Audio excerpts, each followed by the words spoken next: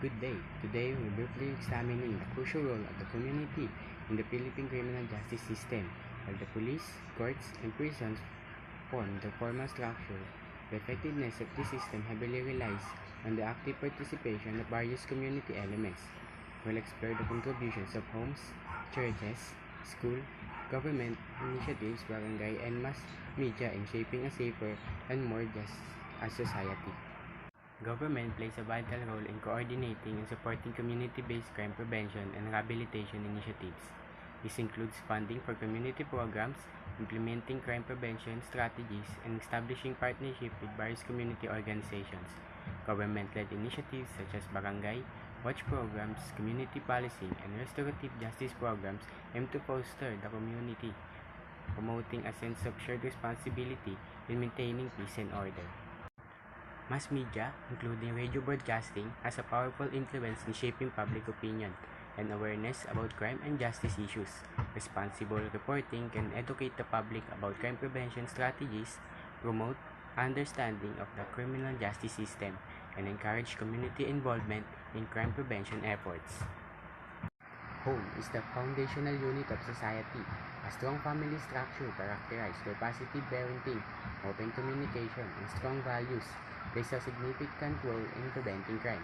Children raised in stable loving homes are less likely to engage in criminal activities. Furthermore, family support systems can be crucial in rehabilitation. School. The school community members involve students, parents, and teachers. Students are the part of the community involved in learning, and parents help and facilitate the learning process of the students, including helping them with homework and giving them a conducive environment for learning. Teachers are responsible for educating students and fulfilling academic goals.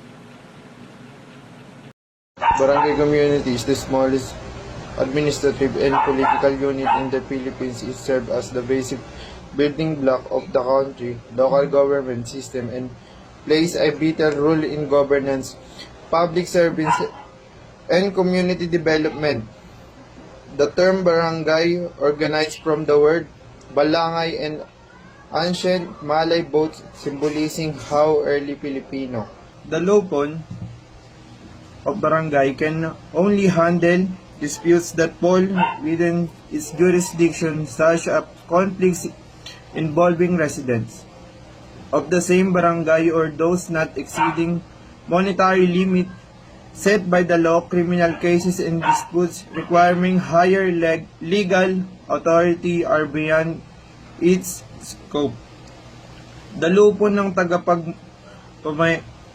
pamayapa serve as a cornerstone of governance, embodying the Filipino cultural value of bayanihan, community cooperation of resolving conflicts.